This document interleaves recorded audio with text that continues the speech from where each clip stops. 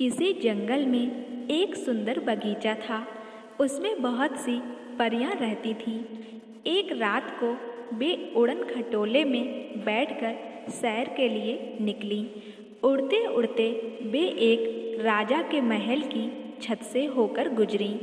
गर्मी के दिन थे, चांदनी रात थी। राजकुमार अपनी छत पर गहरी नींद से सो रहा था। परियों की रानी की निगाह इस राजकुमार पर पड़ी तो उसका दिल डोल गया। उसके जी में आया कि राजकुमार को चुपचाप उठाकर उड़ा ले जाए, लेकिन उसे पृथ्वी लोक का कोई अनुभव नहीं था, इसलिए उसने ऐसा नहीं किया। वह राजकुमार को बड़ी देर तक निहारती रही। उसके साथ वाली परियों ने अपनी रानी की यह हालत भांप ली। वे मजाक करती हुई बोली, रानी जी, आदमियों की दुनिया से मुँह नहीं करना चाहिए। चलो अब लौट चलें। अगर जी नहीं भरा तो कल हम आपको यहीं ले आएंगी। परी रानी मुस्कुरा उठी और बोली, अच्छा चलो, मैंने कब मना किया। लगता है जिसने मेरे मन को मोह लिया है उसने तुम पर भी जादू कर दिया है। परियां यह सुनकर खिलखिलाकर हंस पड़ीं और राजकुमार की प्रशंसा करती हुई अपने देश को लौट गईं। सवेरे जब राजकुमार सोकर उठा तो उसके शरीर में बड़ी ताजगी थी। वह सोचता कि हिमालय की चोटी पर पहुंच जाऊं या एक छलांग में समुंदर को लांघ जाऊं। तब वजीर ने आकर उसे खबर दी कि राजा की हालत बड़ी खराब है और वह आखिरी सांस ले रहे हैं। राजकुमार की खुशी काफूर हो गई। वह तुरंत वहां पहुंच गया। राजा ने आंखें खोलीं और राजकुमार के सिर पर हाथ रखते हुए बोला, बेटा, वजीर साहब तुम्हारे पिता के ही समान हैं। तुम सदा उनकी बात का ख्याल रखना। इतना कहते कहते राजा की आंखें सदा के लिए बंद हो गईं। राजकुमार फूट फूट कर रोने लगा। राजा की मृत्यु पर सारे नगर में शोक मनाया गया। कहने को तो राजकुमार अब राजा हो गया था, पर अपने पिता की आज्ञा अनुसार वह कोई भी काम वजीर की राय के बिना नहीं करता था। एक दिन वजीर राजकुमार को महल के कमरे दिखाने ले गया। उसने सब कमरे खोल खोल कर दिखा दिए, लेकिन एक कमरा नहीं दिखाया। राजकुमार ने बहुत जिद की, पर वजीर कैसे भी राजी नहीं हुआ। वजीर का लड़का भी उस समय साथ था। वह राजकुमार का बड़ा गहरा मित्र था। उसने वजीर से कहा, पिताजी, राजपाट, महल और बाग बगीचे सब इन्हीं के तो हैं, आप इन्हें रोकते क्यों हैं। वजीर ने कहा, बेटा, तुम ठीक कहते हो, सब कुछ इन्हीं का है, लेकिन महाराज ने मरते समय मुझे हुक्म दिया था कि इस कमरे में राजकुमार को मत ले जाना। अगर मैं ऐसा करूँगा तो राजा को बहुत बड़ा दुख होगा। वजीर का लड़का थोड़ी देर तक सोचता रहा, फिर बोला, लेकिन पिताजी, अब तो राजकुमार ही हमारे महाराज हैं। उनकी बात मानना हम सबके लिए जरूरी है। अगर आप राजा के दुख का इतना ध्यान रखते हैं तो हमारे इन राजा के दुख का भी तो ध्यान रखिए और दरवाज़ा खोल दीजिए। राजकुमार को दुखी देखकर हमारे राजा को भी शांति नहीं मिलेगी। वजीर ने ज़्यादा हट करना ठीक नहीं समझा और चाबी अपने बेटे के हाथ पर रख दी। ताला खोलकर तीनों अंदर पहुँचे। कमरा बड़ा सुंदर था। छत पर तरह तरह के कीमती झाड़ फानूस लटक रहे थे और फर्श पर मखमल के गलीचे बिछे हुए थे। दीवार पर सुंदर सुंदर स्त्रियों की तस्वीरें लगी थीं। एकाएक राजकुमार की निगाह एक बड़ी सुंदर युवती की तस्वीर पर पड़ी। उसने वजीर से पूछा कि यह किसकी तस्वीर है। वजीर को जिसका डर था वही हुआ, उसे बताना ही पड़ा। कि यह तस्वीर सिंघल द्वीप की पद्मिनी की है। राजकुमार उसकी सुंदरता पर ऐसा मोहित हुआ कि उसी दिन उसने वजीर से कहा, मैं पद्मिनी से ही ब्याह करूँगा। जब तक पद्मिनी मुझे नहीं मिलेगी मैं राज के काम में हाथ नहीं लगाऊंगा। वजीर हैरान होकर बोला, राजकुमार, सिंघल द्वीप पहुंचना आसान काम नहीं है। वह 7 समुंदर पार है। वहाँ भी जाओ तो शादी करना तो दूर, उससे भेंट करना भी असंभव है। उसकी तलाश में जो भी गया लौटकर नहीं आया। फिर ऐसे अनहोने काम में हाथ डालने की सलाह मैं आपको कैसे दे सकता हूँ। पर राजकुमार अपनी बात पर अड़ा रहा। वजीर का लड़का उसका साथ देने को तैयार हो गया। वे दोनों घोड़े पर सवार होकर चल दिए। चलते चलते दिन डूब गया। वे एक बाग में पहुँचे और अपने अपने घोड़े खोल दिए। हाथ मुंह धोकर कुछ खाया पिया। वे थके हुए तो थे ही, चादर बिछाकर लेट गए। कुछ देर के बाद ही गहरी नींद में सो गए। आँख खुली और चलने को हुए तो देखते क्या है कि बाग का फाटक बंद हो गया है और वहाँ कोई खोलने वाला नहीं है। बगीचे के बीचों बीच संगमरमर का एक चबूतरा था। आधी रात पर वहाँ कालीन बिछाए गए। फूलों और इत्र की सुगंध चारों ओर फैलने लगी। फिर उस चबूतरे पर एक सोने का सिंहासन रख दिया गया। कुछ ही देर में घर घर करता हुआ एक उड़न खटोला वहाँ उतरा।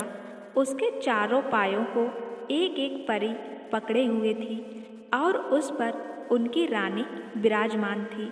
चारों परियों ने अपनी रानी को सहारा देकर नीचे उतारा और रत्न जड़ित सोने के सिंहासन पर बिठा दिया। परी रानी ने इधर उधर देखा और अपनी सखियों से कहा, वह देखो, पेड़ के नीचे चादर बिछाए 2 आदमी सो रहे हैं। उनमें से एक वही राजकुमार है। उसे तुरंत मेरे सामने लाओ। हुक्म करने की देर थी कि परियां सोते हुए राजकुमार को अपनी रानी के सामने ले आईं। राजकुमार की आंख खुल गई और वह परियों की जगमगाहट से चकाचौंध हो गया। परियों को अपने आगे पीछे देखकर उसे बड़ा डर लगा और हाथ जोड़कर बोला, मुझे जाने दीजिए। परी रानी ने मुस्कुराते हुए कहा, राजकुमार, अब तुम कहीं नहीं जा सकते। तुम्हें मुझसे विवाह करना होगा। राजकुमार बड़ी मुसीबत में पड़ गया। बोला, परी रानी, मैं क्षमा चाहता हूँ। मैं सिंघल द्वीप की पद्मिनी की तलाश में निकला हूँ। इस समय मैं विवाह नहीं कर सकता। परी ने कहा, भोले राजकुमार, सिंघल द्वीप की पद्मिनी तक आदमी की पहुँच संभव नहीं है। वह दैवी शक्ति के बिना कभी नहीं मिल सकती। अगर तुम मुझसे विवाह कर लोगे तो मैं तुम्हें ऐसी चीज़ दूंगी जिससे सिंघल द्वीप की पद्मिनी तुम्हें आसानी से मिल जाएगी। राजकुमार यह सुनकर बड़ा खुश हुआ और बोला, परी रानी, मैं तुमसे जरूर शादी करूँगा, पर तुम्हें मेरी एक बात माननी होगी। मैं जब पद्मिनी को लेकर लौटूंगा तभी तुम्हें अपने साथ ले जा सकूंगा। मैं प्रतिज्ञा करता हूँ कि मेरी इस बात में कोई हेर फेर नहीं होगी। परी ने प्रसन्न होकर अपनी अंगूठी उतारी और राजकुमार की उंगली में पहनाती हुई बोली, यह अंगूठी जब तक तुम्हारे पास रहेगी कोई भी विपत्ति तुम्हारे ऊपर असर नहीं करेगी। इसके पास रहने से तुम्हारे ऊपर किसी का जादू टोना नहीं चल सकेगा। अंगूठी देकर परी रानी आकाश में उड़ गई। राजकुमार वजीर के लड़के के पास आकर सो गया। सवेरे उन दोनों ने देखा कि बगीचे का फाटक खुला हुआ है। वे दोनों घोड़े पर सवार होकर चल दिए। पद्मिनी से मिलने की राजकुमार को ऐसी उतावली थी कि वह इतना तेज चला कि वजीर का लड़का उससे बिछुड़ गया। चलते चलते राजकुमार एक ऐसे शहर में पहुंचा जहां हर दरवाजे पर तलवारें ही तलवारें टंगी हुई थीं। एक दरवाजे पर उसने एक बुढ़िया को बैठे हुए देखा। उसे बड़े जोर की प्यास लगी थी। पानी पीने के लिए वह बुढ़िया के पास पहुंच गया। बुढ़िया झूठ मूठ का लाड़ दिखाती हुई बोली, हाय बेटा, तुम बड़े दिनों के बाद दिखाई दिया है। तू तो मुझे पहचान भी नहीं रहा, भूल गया है अपनी बुआ को। यह कहते कहते उसने राजकुमार को हृदय से लगा लिया और चुपचाप उसकी अंगूठी उतार ली। इसके बाद उसने राजकुमार को मक्खी बनाकर दीवार से चिपका दिया। उधर वजीर के लड़के को राजकुमार की तलाश में भटकते भटकते बहुत दिन निकल गए। अंत में उसे एक उपाय सूझा। वह परी रानी के बगीचे में पहुंचा और रात को एक पेड़ पर चढ़ गया। आधी रात को परी रानी उसी चबूतरे पर उतरी। वह वजीर के लड़के की विपदा को समझ गई। उसने उसे सामने बुलाकर कहा, यहाँ से 100 योजन की दूरी पर एक जंगल है। उसमें तरह तरह के हिंसक पशु रहते हैं। वहाँ ताड़ के पेड़ पर एक पिंजड़ा टंगा हुआ है। उसमें एक तोता बैठा है। उस तोते में उस जादूगरनी का सारा जान छिपा है, जिसने तुम्हारे राजकुमार को मक्खी बनाकर अपने घर में दीवार से चिपका रखा है।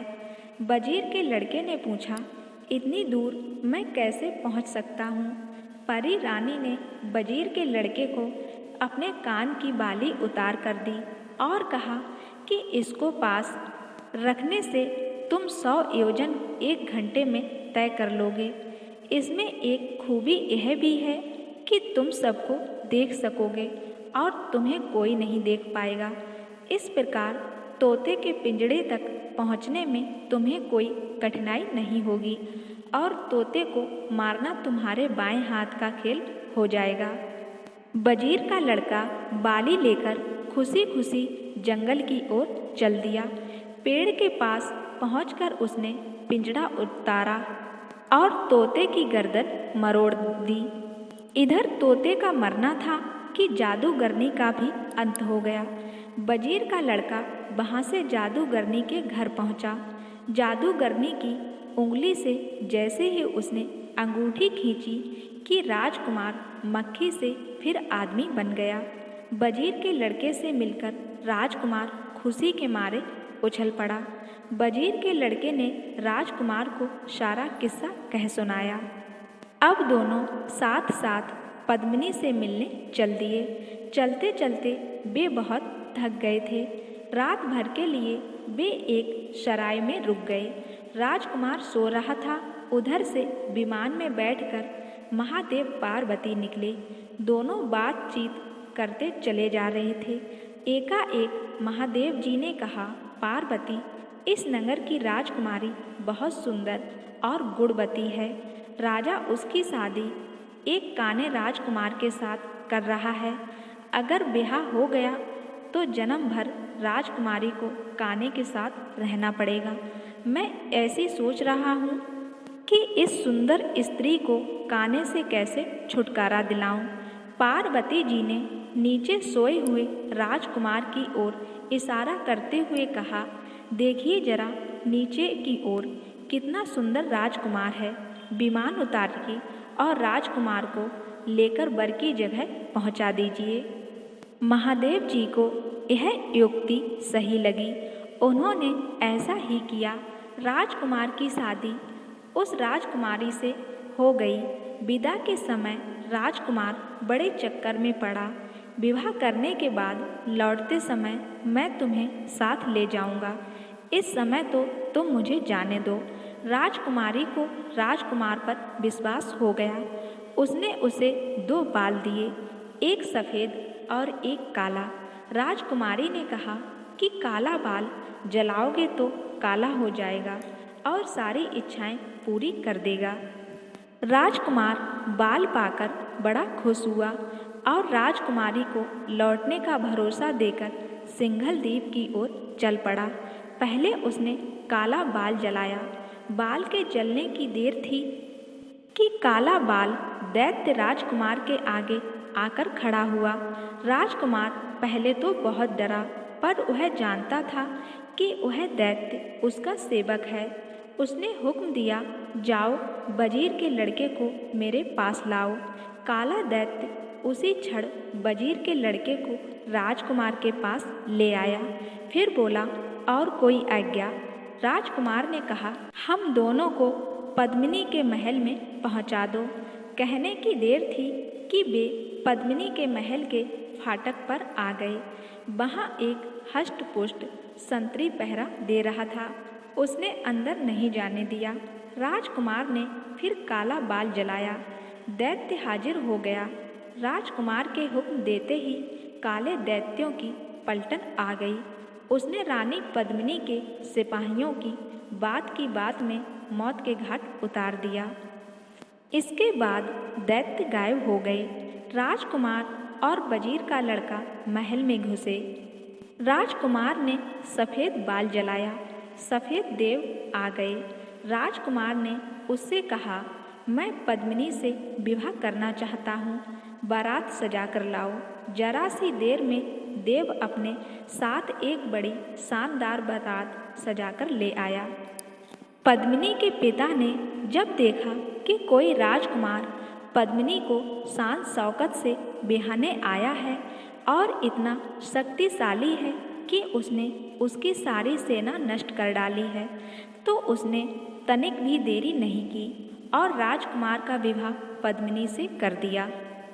अब राजकुमार पद्मिनी को लेकर अपने घर की ओर रवाना हो गया। रास्ते में से उसने उस राजकुमारी को अपने साथ लिया जिसने उसे बाल दिए थे। इसके बाद परी रानी के बगीचे में आया। रात को सब वहीं ठहरे। आधी रात को परी रानी आई।